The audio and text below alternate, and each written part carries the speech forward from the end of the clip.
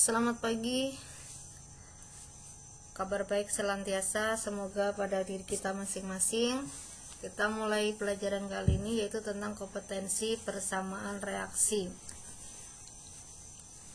Ini adalah lanjutan dari apa yang telah kita pelajari pada pertemuan yang lalu, yaitu bagaimana untuk apa sih lambang-lambang unsur itu untuk kelanjutannya. Nah, di sini saya kenalkan dulu yaitu kompetensi dasar. Kompetensi dasarnya yaitu menganalisis lambang unsur, rumus kimia, dan persamaan reaksi, sehingga nanti kita bisa mengintegrasikan penulisan lambang unsur dengan rumus kimia pada persamaan reaksi kimia berdasarkan kasus-kasus dalam kehidupan sehari-hari.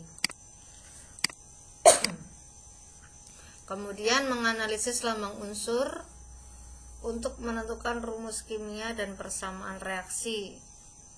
Adapun indikator lagi yang lainnya membuktikan hukum kekekalan massa untuk menyetarakan persamaan reaksi, merumuskan rumus molekul berdasarkan konsep lambang unsur, mengadaptasi kasus sehari-hari terkait dengan lambang unsur, rumus kimia, persamaan reaksi kimia.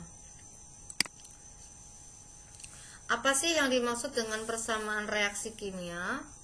Persamaan reaksi kimia adalah persamaan yang menggambarkan terjadinya suatu reaksi kimia meliputi lambang dan rumus serta tanda panah yang menunjukkan terjadinya reaksi. Sebagai contoh, salah satu senyawa penyusun gas LPG adalah etana yang mempunyai rumus molekul C2H6. Pada saat dibakar, gas ini bereaksi dengan oksigen. Kalian ingat, setiap pembakaran pasti memerlukan adanya oksigen atau O2. Nah, pembakaran etana dan oksigen tadi akan menghasilkan gas karbon dioksida atau CO2 dan uap air atau H2O. Nah, kalimat yang panjang ini bisa kita tuliskan dengan bahasa persamaan reaksinya adalah sebagai berikut. Ini adalah reaksinya lengkap, persamaan reaksinya. 2C2H6 yang berwujud gas bereaksi dengan 7O2 yang berwujud gas menghasilkan 4CO2 yang berwujud gas dan 6H2O yang berwujud gas. Atau bahasanya, etana bereaksi dengan oksigen menghasilkan karbon dioksida dan air.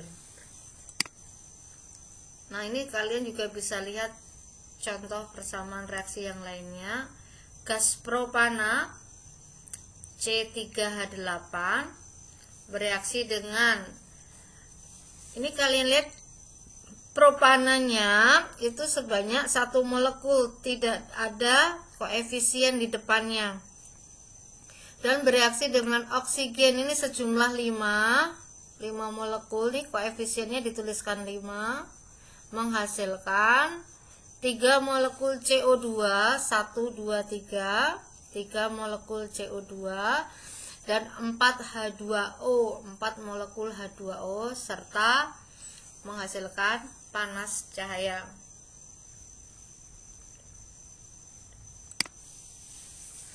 Nah, dari ilustrasi tadi kita mengenal adanya yang kita sebut pereaksi atau reaktan. Ini adalah zat-zat yang bereaksi yang posisinya berada di sebelah kiri tanda panah. Dan hasil reaksi yaitu atau produk yang berada di sebelah kanan tanda panah. Nah, ini kalian bisa pahami. Jadi secara umum persamaan reaksi dapat dituliskan sebelah kiri ini kita.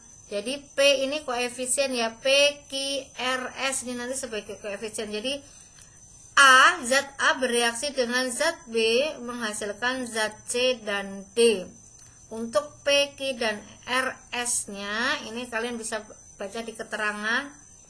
Jadi A dan B sebagai pereaksi, C dan D sebagai hasil reaksi. P, Q, R, dan S adalah koefisien reaksi masing-masing zat. Nah, dalam menyetarakan persamaan reaksi, di sini kita harus mengingat bahwasanya ada hukum kekekalan massa, yang artinya jumlah massa sebelum dan sesudah reaksi itu adalah sama. Sehingga nanti di sini juga sama bahwasannya hukum kekekalan energi juga berlaku. Dengan demikian diperoleh ketentuan bahwa jumlah atom bereaksi sama dengan jumlah atom hasil reaksi. Ini yang perlu kita perhatikan pada persamaan reaksi. Contoh soal menyetarakan persamaan reaksi. Jadi ada gas hidrogen bereaksi dengan gas klorin menghasilkan hidrogen klorida. Nah, reaksi di atas belum lengkap atau tidak setara karena jumlah atom per reaksi dan hasil reaksi belum sama. Bagaimana menyetarakannya atau menyelesaikannya? Oke, kita cross check. Jumlah atom H di kiri adalah berapa? 2. Dan di kanan kita lihat ada HCl adalah 1. Demikian juga untuk klornya. Di sebelah kiri juga ada 2 atom klor. Di sebelah kanan juga ada 1 klor. Nah, di sini supaya sama atau setara, bagaimana? Supaya HCl ini menjadi masing-masing H-nya menjadi 2 dan Cl-nya menjadi juga 2, cukup kita mengalihkan koefisien hidrogen yang 1, karena tidak ada angka berarti mempunyai koefisien 1. Nah, 1 ini cukup kita kalikan dengan 2, sehingga menjadi persamaan seperti ini.